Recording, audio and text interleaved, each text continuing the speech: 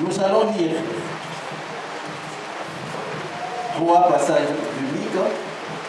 Le premier,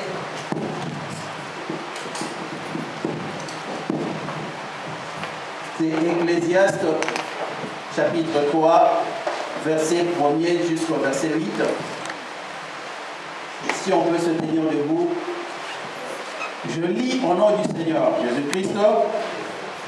Il y a un temps pour tout, un temps pour toutes choses sous les cieux, un temps pour naître, un temps pour mourir, un temps pour planter, un temps pour arracher ce qui a été planté, un temps pour tuer, un temps pour guérir, un temps pour abattre, un temps pour construire, un temps pour pleurer, un temps pour rire, un temps pour se lamenter, un temps pour danser, un temps pour lancer des pierres, un temps pour ramasser les pierres, un temps pour embrasser, un temps pour s'éloigner des embrassements, un temps pour chercher, un temps pour perdre, un temps pour garder, un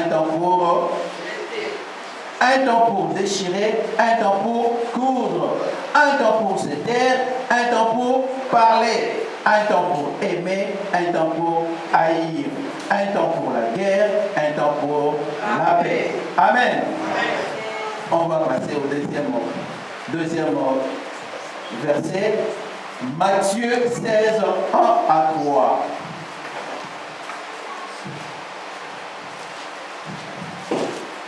Matthieu 16, 1 à 3. J'ai lu au nom du Seigneur. Les pharisiens et les sadducéens abordèrent Jésus et pour l'éprouver, lui demandèrent de leur faire voir un signe venant du ciel. Jésus leur répondit, le soir, vous dites, il fera beau, le ciel est rouge et le matin. Il y aura de l'orage aujourd'hui car le ciel est d'un rouge sombre. Vous savez discerner l'aspect du ciel et vous le savez, vous ne pouvez pas discerner le temps, le signe de temps. Amen. Troisièmement, livre, nous allons lire Jérémie, chapitre 8, verset 7. Il est écrit, Jérémie 8, 7, il est écrit ceci, même les cigognes connaissent, même la cigogne connaît dans le cieux sa saison. La tourterelle, l'hirondelle et la grue observent le temps de leur arrivée. Mais mon peuple ne connaît pas la loi de l'Éternel. Amen. Est-ce qu'on peut se rasseoir, s'il vous plaît? Si vous avez remarqué, depuis ces 3 livres qu'on a lus, on parle tout le temps du temps, du temps, du temps. C'est ce pour nous dire, nous annoncer le thème de ce matin, c'est le discernement de temps. Amen. Le discernement de temps. Le thème, disais-je, c'est le discernement de temps. Dans la vie, je vous rappelle que tous nous vivons dans une période. Et le temps dont il est question, c'est le temps durée et le temps instant, ou moment, ou période, ainsi de suite. Le temps, pour ce qui est de la définition, pour expliquer et être bref, je vais te parler d'abord du temps chronos, qui vient de chronos, de grec, qui a donné nom au chronomètre, que nous appelons heure. Ce temps-là, qui est comptable, ce temps qui est physique, ce temps qui est subdivisé par de mesures de l'unité de temps, tierces, secondes, minutes, heures, jours, mois, semaines, ainsi de suite, jusqu'aux années, siècles. Et aujourd'hui, on est au 21e siècle après Jésus-Christ, mais avant cela, il y a eu toujours le temps. Amen. C'est ce temps qu'on appelle temps comptable, ou Comme là, je vais dire, on est 11h25. Et après 5 minutes, on sera 11h30. Ainsi de suite. Ça, c'est le temps comptable, le temps de la durée. Mais il y a aussi un autre temps qu'on appelle le temps kairos, toujours du grec, qui a donné le nom, qui vient de opportunas, qui donne le nom de opportunité en français, qui veut dire occasion, saison, qui a donné le nom de ce temps-là. On peut parler d'instant, moment, période, ère, ainsi de suite. Ces temps-là, le temps kairos, ça se définit, ça se trouve dans le temps chronos. Je vais m'expliquer. Donc, c'est un temps repérable, un point qu'on peut repérer. On peut dire que je fais 6 mois que j'étais malade. Donc, tu es en train de délimiter le temps de ta maladie avant et après. Comme maman Anne-Marie vient de faire son témoignage, elle peut définir le temps où elle était malade, de telle période à telle période. C'est le temps où elle a été malade. Et c'est le temps comme ça que nous tous nous savons, que nous tous, chacun de nous, a un temps où ça allait, un temps où ça n'a pas été. Il y a aussi le temps qu'on appelle le temps occasion. Ce temps-là, ce n'est pas à nous de le définir, mais ce temps, c'est Dieu qui fait, c'est Dieu qui programme des occasions.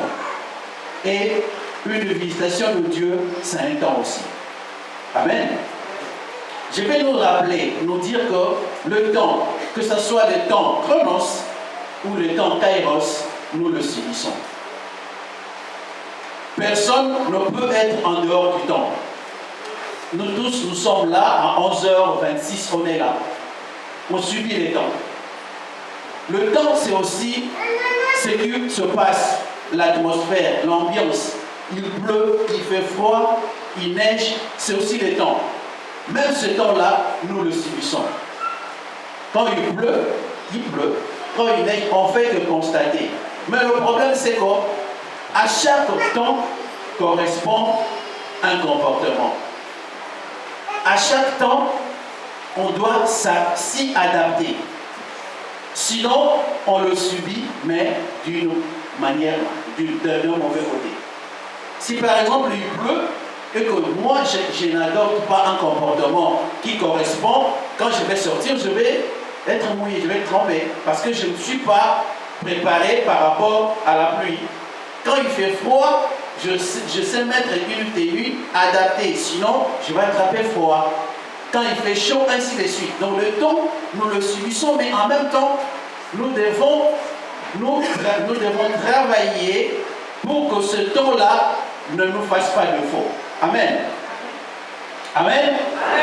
Je veux aujourd'hui solliciter vraiment les amens. Je sais que vous êtes là, mais je souhaite que nous soyons ensemble. Amen. Le temps, dans le temps, vous savez, il y a une expression, on ne sait pas, on dit le temps c'est de l'argent. Tout le monde le sait, le temps c'est de l'argent. Pourquoi on dit cela? Parce que le temps nous est donné pour que nous travaillions dessus. Et quand chacun de nous est embauché ou il travaille quelque part, il est payé en fonction du temps travaillé. Quand tu prends ta pause, c'est mis à part. Non, on ne compte pas la pause. Parce que nous, des fois, le temps où tu changes ta tenue, ce n'est pas compté dans certains travails. Ce n'est pas compté. Et les autres, oui, le moment où tu pars de chez toi pour aller au travail, ça, nous tous nous savons. Mais je voudrais seulement dire que le temps est fait pour être fructifié. Nous devons. Amen, amen. Ne suivez pas les caprices pas les techniciens, mais de la technique. Les techniciens, ils en sont pour rien. Donc, le temps est fait pour être fructifié. Donc, quand tu as le temps, saisis ce temps, ne le perds pas. Fais de sorte que ton temps soit rentable. Dieu lui-même ne pas paresseux. Il a travaillé. Moi, des fois, quand les gens me pressaient, surtout quand le pasteur te pressait pour prêcher, il risque déjà de commencer la prêche avant que toi tu le fasses. Le pasteur est passé, il a déjà commencé à dire que Dieu a travaillé le premier jour. Alors que c'était moi qui devais le dire. Non, c'est sûr que Dieu a confirmé qu'on devait parler du temps et du travail aussi. Amen. Dieu ne veut pas la paresse. Donc quand on est dans le temps, on doit pouvoir travailler pour que le temps soit favorable, pour que le temps soit fructifié, pour que le temps soit bénéfique. J'ai un frère qui connaît bien, qui aime bien la course de vélo, le cyclisme. Alors, je vais donner une formule physique en mathématiques pour calculer, pour trouver la distance. Distance égale temps multiplié par le travail. Les efforts que toi tu fournis par rapport au temps, c'est ça qu'on va calculer ta distance.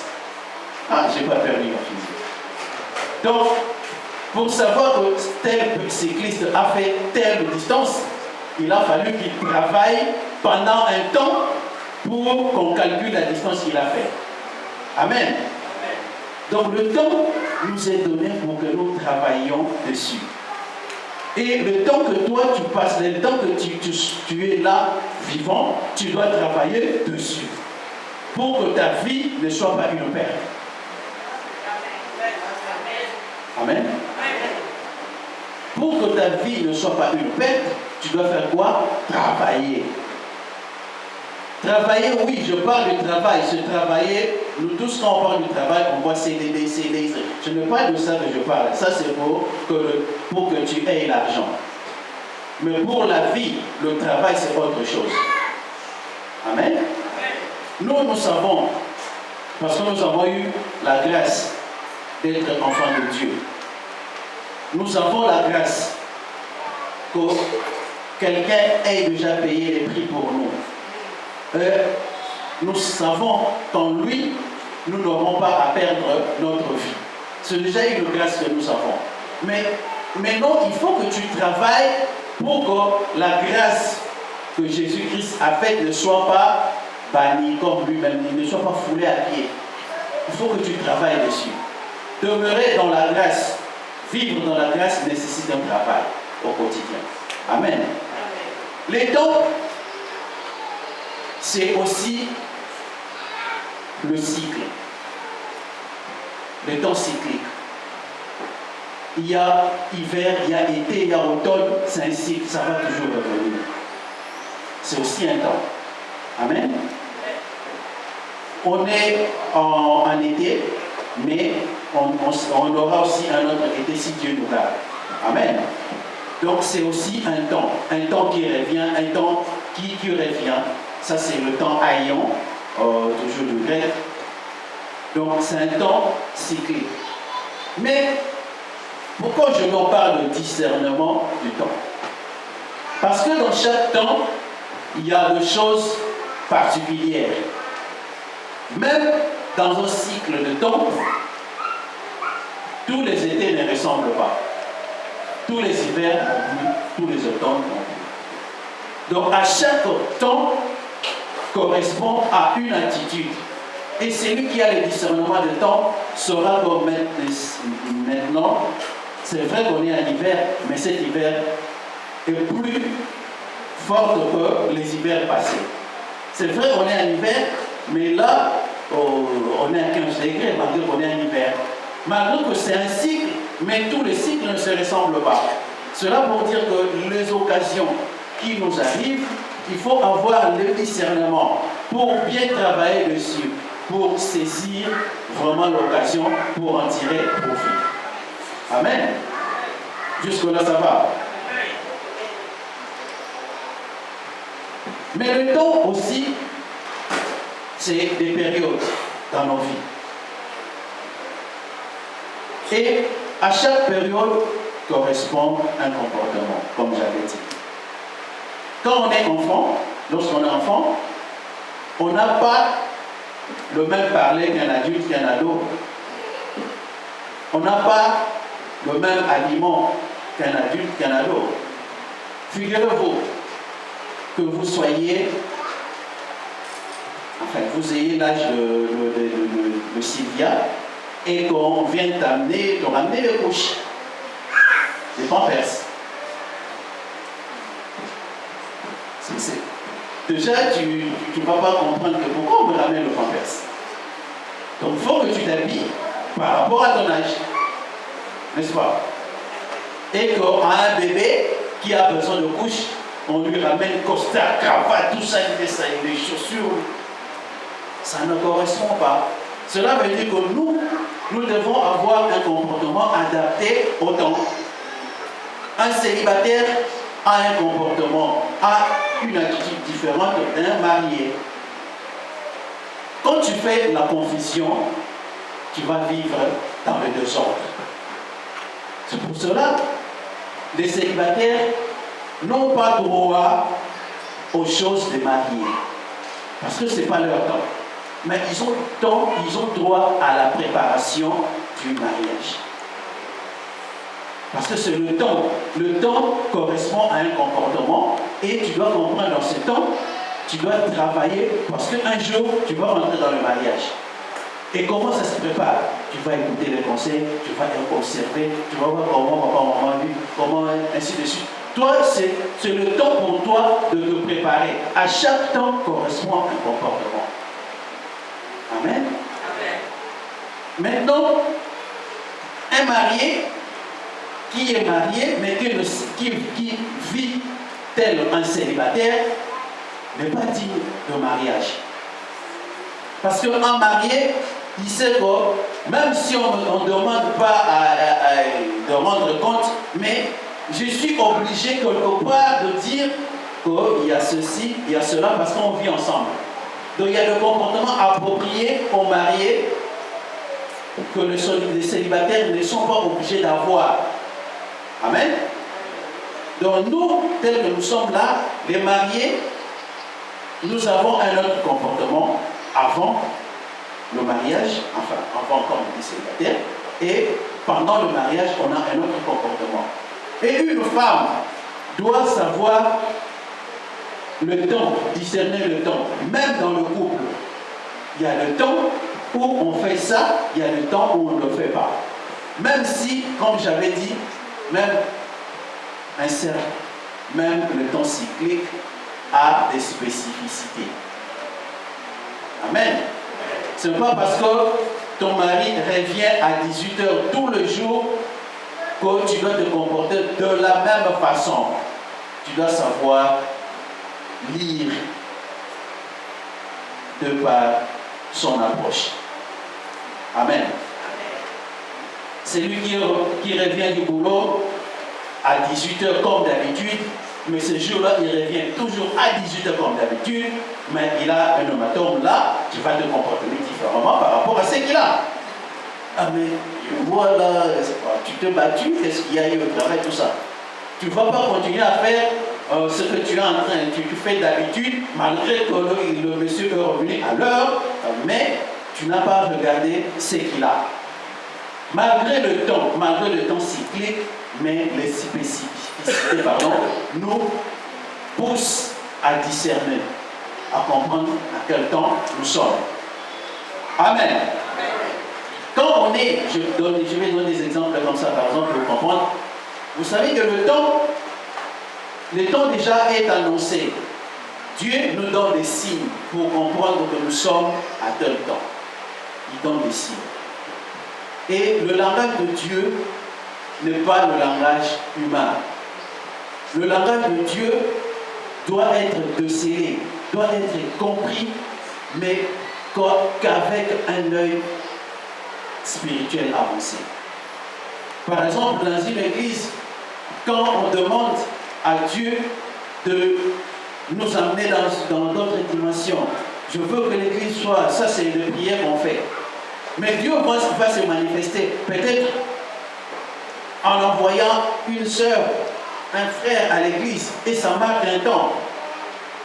C'est maintenant à vous de comprendre que ça, on est passé à un temps X par rapport à ça. Parce que la personne qui est venue avec une grâce particulière. Donc c'est un temps. Amen. Chaque chose que nous faisons correspond à un temps. Et chaque temps, comme la Bible nous dit, chaque chose a son temps. Il y a un temps pour rire, il y a un temps pour ne pas rire, pour être sérieux. Je verrais mal aujourd'hui, tu t'amènes dans un lieu de deuil, par exemple, où la famille est éprouvée, tu viens apporter ton soutien, tout ça. Tu es là, tu racontes des histoires, tu es là, c'est comme si tu n'es pas le fou, comme ça, rigoler, tout ça. Les uns pleurent, toi tu ris, tout ça, tu rigoles. Vaut mieux ton absence que ta présence, quoi. Parce que là, ce serait comme si tu es en train de te moquer de ceux qui sont dans le... Tu viens, même si tu as de mots d'encouragement par rapport à la famille, pour ne pas le laisser sombrer, mais tu as des mots, l'attitude qu'il faut. À chaque chose correspond une attitude, un comportement. Aujourd'hui, je ne comprends pas. On reçoit le message. Je n'ai pas dit WhatsApp, c'est pas mauvais, c'est bien. Tous les réseaux sociaux, le partage. Est-ce que tu peux envoyer un message à 2h du matin, à 1h du matin à quelqu'un? On le reçoit.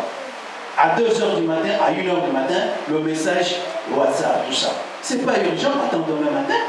C'est pas le temps. Tu ne peux pas attendre demain.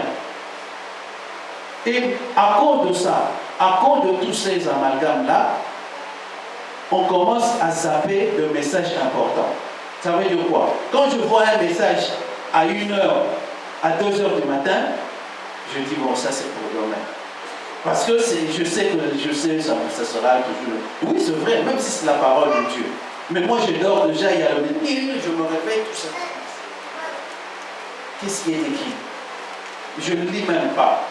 Je dis ça c'est pour demain. Alors que si tout le monde avait le discernement, la discipline, le temps, on aurait envoyé le message urgent à ce temps-là, le message important. Ou quand je regarde, je sais que c'est le message de...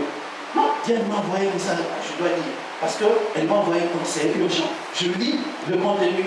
Et peut-être c'est pour soutenir la prière ou pour aller en mais quand je sais que c'est comme ça, tout le monde, même le message important, je sais, c'est à cause de manque de discernement, on mélange.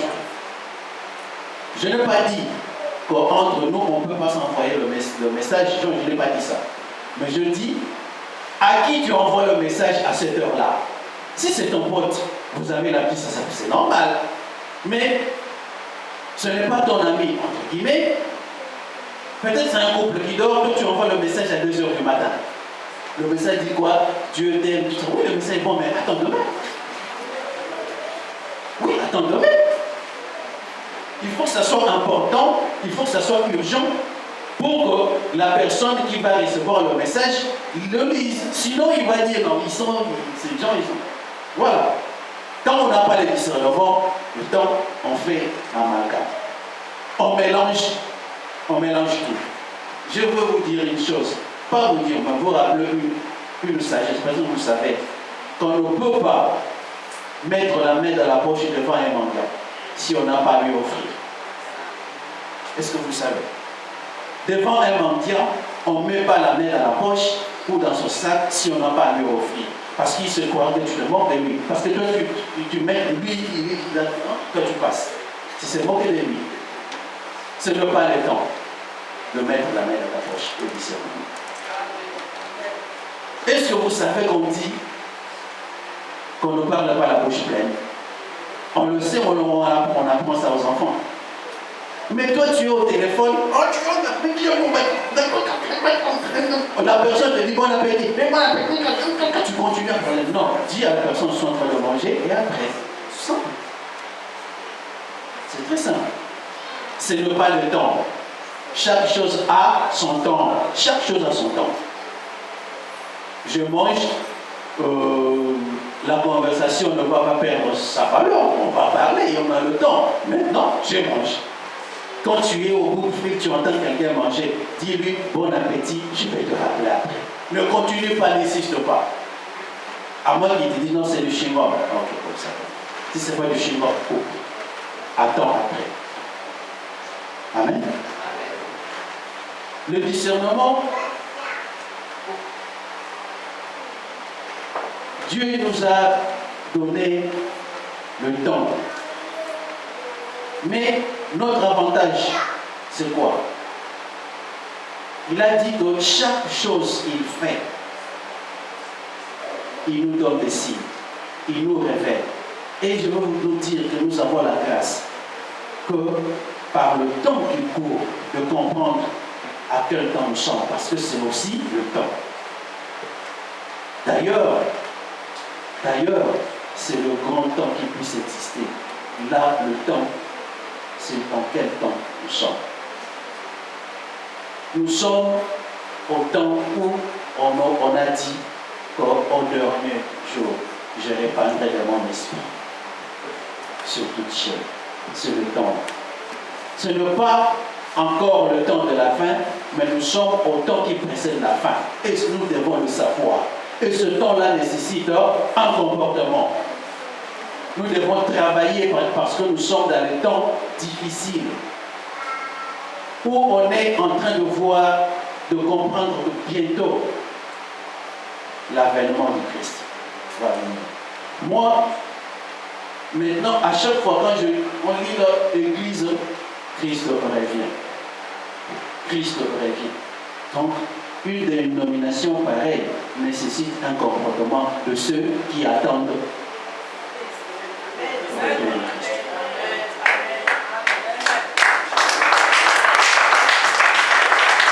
Christ revient, c'est pas une chose qu'on nous dit comme ça. Mais quand tu te mets dans ta tête que Christ revient, même quand tu es au travail, tu sais que Christ revient. Je vais travailler comment?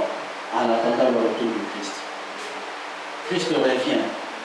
Même si je suis avec mon mari, mais celui-ci aussi doit savoir que Christ revient. Comment est-ce que je vais faire pour que lui comprenne que Christ revient?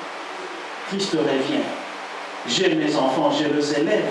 Mais comment je vais savoir pourquoi ces enfants sachent qu'un jour Christ reviendra et il revient? Mais il faut que ça te tourne en boucle. Ça nécessite un comportement. C'est ce comportement-là que j'appelle ici le travail. Le travail. Nous devons travailler pour que cet avènement ne nous surprenne pas. Là, je rentre dans le temps du retour de Jésus-Christ. Mais ça va être précédé par quoi? Par l'enlèvement. C'est d'abord l'enlèvement.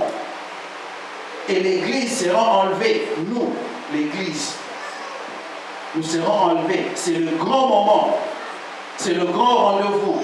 C'est aussi un temps parmi les autres, mais celui-là, et c'est le temps, un temps où on doit vraiment se préparer en conséquence, travailler en conséquence, car nous sommes déjà dans le temps qui précède cet avènement. Nous sommes déjà dans le temps.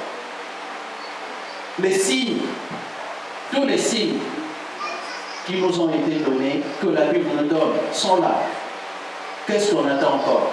Qu'une nation se lève contre une autre. Il y en a déjà. Qu'est-ce qu'on peut attendre? Qu'il y ait de faux serviteurs, de fausses servantes. Il y en a déjà. Qu'est-ce qu'on attend?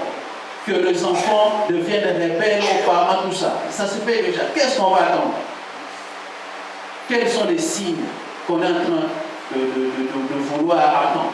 Aujourd'hui, si tu entends la parole de Dieu, c'est aujourd'hui que tu dois commencer à travailler. Aujourd'hui, pour que cet avènement, on nous a dit qu'il reviendra comme un voleur. Il faut qu'on se mette de cela.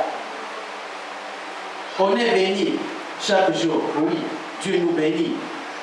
Mais quand il nous bénit, il te bénit pour que toi tu te perdes un jour. Avec ta bénédiction, travaille avec ta bénédiction pour que tu ne perdes pas cette vie-là qui t'attend. Et à savoir qu'on parle tout le temps. On dit comme ça parce que le Christ reviendra, il y a un enlèvement, tout ça, on sera deux au lit, il y a un qui va partir, on se le conducteur, on donne beaucoup d'exemples. Il y aura deux élèves, le professeur en train d'enseigner, pour il s'en va, le tableau, il y a beaucoup d'exemples qu'on donne. Et le quoi, on croirait que c'est du théâtre. Mais ce n'est pas du théâtre. Aujourd'hui, ça en rappelle. Ce temps-là va arriver. Et ça va arriver comme un voleur, ça va nous surprendre. Parce que Paul, quand il écrit aux Thessaloniciens, c'est 2 Thessaloniciens 5, je crois, il est en train d'expliquer ce qui va arriver, on va dire en 2 Thessaloniciens 5.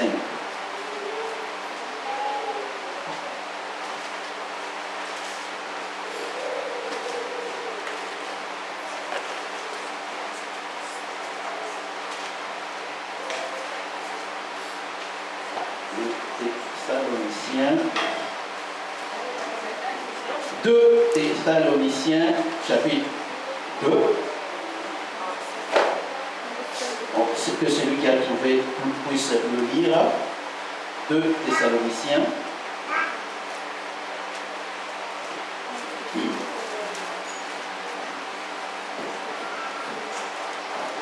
Bon, je veux lire. Pour ce qui concerne l'avènement de notre Seigneur Jésus-Christ et notre réunion avec lui, nous vous prions, frères, de ne pas vous laisser facilement ébranler dans votre conscience et de ne pas vous laisser troubler par quelques inspirations, soit par quelques paroles ou par quelques lettres qu'on dirait venir de nous, comme si le jour du Seigneur a été déjà là.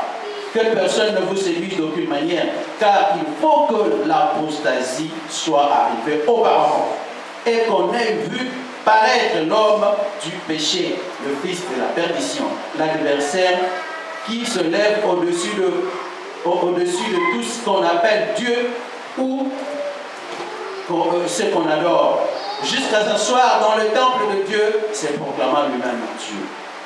Ne vous souvenez-vous pas que je vous ai dit ces choses lorsque j'étais encore chez vous? Et maintenant, savez-vous, c'est ce qui le retient, afin qu'il ne paraisse qu'en son temps, car le mystère de l'iniquité agit déjà. Le ministère de l'iniquité agit déjà. Il faut seulement que celui qui le retient encore ait disparu.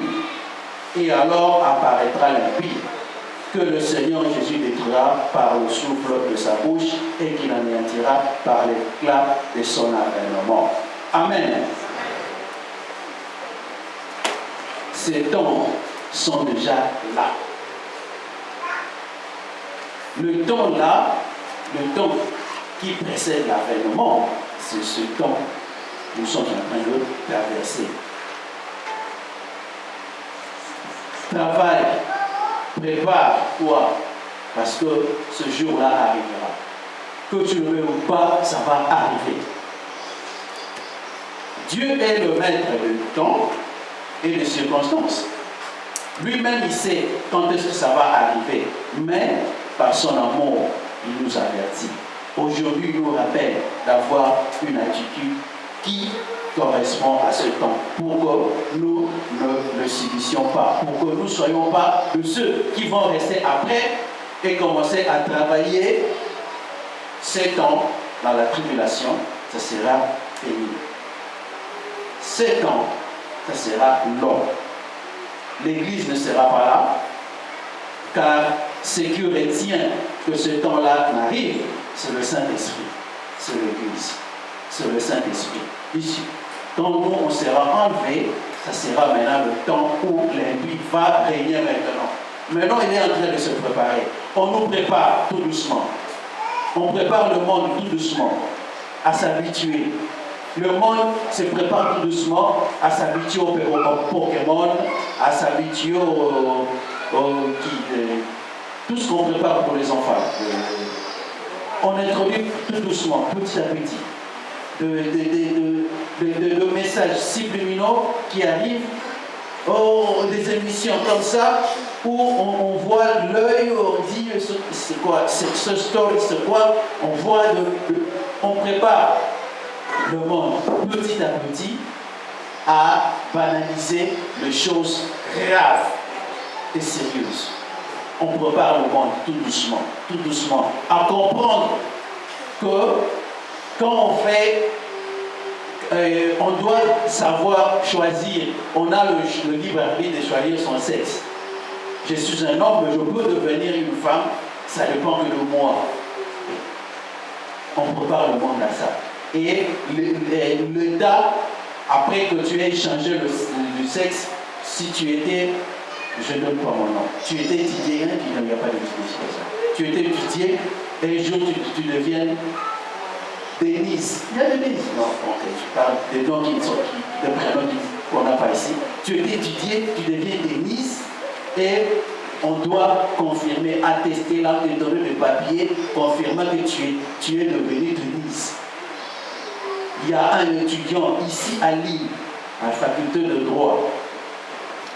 Parce que j'ai lu dans les journaux, c'est pourquoi je suis en train de le dire, sinon je ne le dirai pas, c'est faire la diffamation. Mais c'est comme ils ont écrit, c'est pourquoi j'ai lu comme tout le monde, moi c'est pourquoi je vous le dis. Je n'ai pas gardé son prénom, mais c'était une femme. Elle est devenue un homme. Maintenant, ils sont en train de vouloir, ils ont reconnu sa nouvelle identité féminine. Maintenant, ils doivent faire le nécessaire pour que toutes les études qu'il a faites avec son ancienne identité puissent être reconnues par sa nouvelle identité, avec sa nouvelle identité.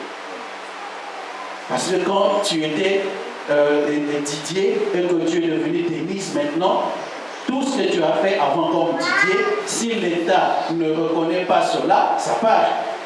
C'est comme si tu commençais une nouvelle vie. Maintenant, ils sont en train de s'adapter, faire de sorte qu'ils ne perdent rien de ce qu'il était avant, quand il était homme, qu'il continue.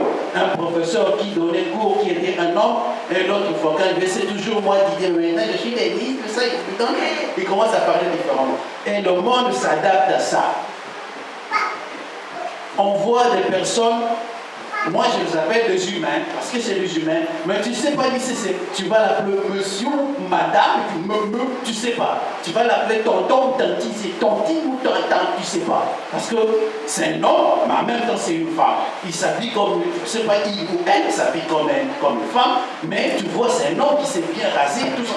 Je ne le vu pas plus tard qu'hier. Non, avant-hier, vendredi, j'allais au travail.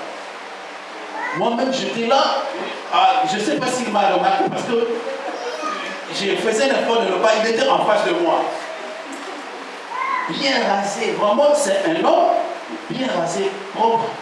Bien rasé, propre. Il serait mieux que nous. Vraiment, même pas un seul poil. Bien rasé, mais c'est un homme. Habillé en jupe, avec il a mis de Converse. J'ai tout retenu parce qu'elle m'a tellement. Elle ne sait pas. De Converse, elle, de vernis à ongles noir, de piercing partout. Mais tu ne sais pas c'est il ou elle. Mais non, même si elle est à côté de toi, excusez-moi, tu ne sais pas si tu veux tu ne sais pas. Parce que c'est un autre, c'est un humain. Mais, je ne sais pas, c'est un homme ou une femme. On doit s'habituer comme ça. Tu dois t'habituer à avoir des êtres comme ça. Et ça va arriver. Bientôt, on nous prépare, on voit ça. Où on voit un homme, mi-homme, mi-bête. La forme d'un dragon, tout ça, mais toute cette partie, c'est un homme, il marche, tout ça. Dans le film, ça arrive déjà, c'est déjà arrivé. Et on nous introduit ça petit à petit. Pour que le jour où nous verrons le gens comme ça, on s'est déjà habitué, je sais pas comment ça va s'appeler. Ils trouvent toujours des noms de vocabulaire adaptés pour donner à des êtres comme ça, pour nous préparer à l'arrivée de l'impie. des transgenres. Vous savez dans un transgenre, quelqu'un qui se décide de passer d'un sexe à un autre, transgenre, ça existe. Et ils sont libres de faire ça. Nous n'avons pas le droit, nous ne condamnons pas, parce que nous n'avons pas le droit à condamner. Mais nous devons dire que ça, c'est le signe de temps. Soyez prudents. Soyons prudents. Nous qui comprenons le temps, on ne s'amène pas n'importe où. Parce qu'il y a déjà des endroits qui sont déjà préparés pour ceux qui seront perdus. Il y a des endroits qui sont déjà préparés. Alors quand tu n'avais pas encore le discernement, le temps, tu pouvais aller n'importe où. Mais maintenant que tu comprends que ces choses-là arrivent, tu dois commencer à discerner où mettre les pieds. Qui vais-je fréquenter? Je n'ai pas dit qu'on doit haïr, mais on doit prier pour ceux-là qu'on comprend qui sont déjà enchaînés. Mais nous ne devons pas nous identifier à eux, parce que ce temps, c'est le temps de la confusion, le temps de confusion. Est-ce que tu peux comprendre que nos mamans, un dimanche, qui va à l'église, qui s'habille comme ici, elle allait dans une boîte de nuit, est-ce qu'elle comprend que ce n'est pas le temps de s'habiller comme ça? On s'habille comme ça dans une boîte de nuit, mais pas à l'église. Pas seulement à l'église, mais là où il y a des gens, quand même. Est-ce que tu ne peux pas comprendre qu'il y a un temps pour tout, il y a un temps où tu devras montrer ton corps à qui? Pas à tout le monde. Tu devrais comprendre ça. Il y a un temps où on doit faire des choses pour nous, mais pour la gloire de Dieu. Il y a un temps où on devra faire des choses que pour Dieu et pour sa gloire simplement. Quand on vient à l'église, je reprends maintenant ma question. Pourquoi on vient à l'église? Je posais la question au début. Je la pose maintenant à la fin. Pourquoi on vient à l'église? Personne n'a la réponse. Pourquoi on vient à l'église? Ouais. Adorer, c'est le mot qui revient. Adorer Dieu, le louer, écouter la parole, tout ça seul. Bien, vous avez raison, 100%. Donc cela veut dire quoi? On doit avoir une attitude, un comportement qui correspond à l'adoration. Un comportement, une attitude qui correspond à la louange. Parce qu'on est venu pour Dieu, c'est un temps aussi, n'est-ce pas? Venir à l'église, c'est un temps. Ce temps-là, c'est pour Dieu. Est-ce que toi, quand tu viens à l'église, non, je ne pose pas la question, j'affirme que quand tu viens à l'église, là, tu sais que je suis venu adorer. Tu sais que tu es venu adorer. Je me pose maintenant la question. Quand on te présente à manger, il faut que tu te dises encore mange. Même si on ne t'a pas dit bon appétit, c'est lui qui va faire un peu répéter, tu as tout pour faire. Il n'est pas obligé de te dire bon appétit. S'il le dit, c'est simplement pour te dire. Mais quand on te présente à manger, tu as faim, tu vas manger. Tu n'attendras même pas. Une fois on est en train de servir, tu manges parce que tu sais que je dois manger, j'ai faim. Parce que c'est le temps de manger. Amen. C'est le temps de manger. Et maintenant, quand tu viens à l'église, c'est le temps de prier, c'est le temps d'adorer, c'est le temps de louer. Est-ce qu'on doit vraiment te dire maintenant, il faut adorer, il faut louer? C'est vrai, on doit encourager. Et s'il n'y a pas de modérateur? S'il n'y a personne qui est devant là, donc tu ne vas pas le faire. Mais pourquoi tu es venu? Pourquoi? C'est le temps de louer, c'est le temps d'adorer. Maman, c'est le temps d'adorer mon Dieu. On va adorer le Dieu. On va adorer celui qui doit être adoré. C'est le temps de l'adorer. C'est le temps de l'adorer. Est-ce qu'on doit nous dire que nous devons adorer ce Dieu? Est-ce qu'on doit nous pousser? Parce que c'est le temps, on est venu pour l'adorer, pour les louer.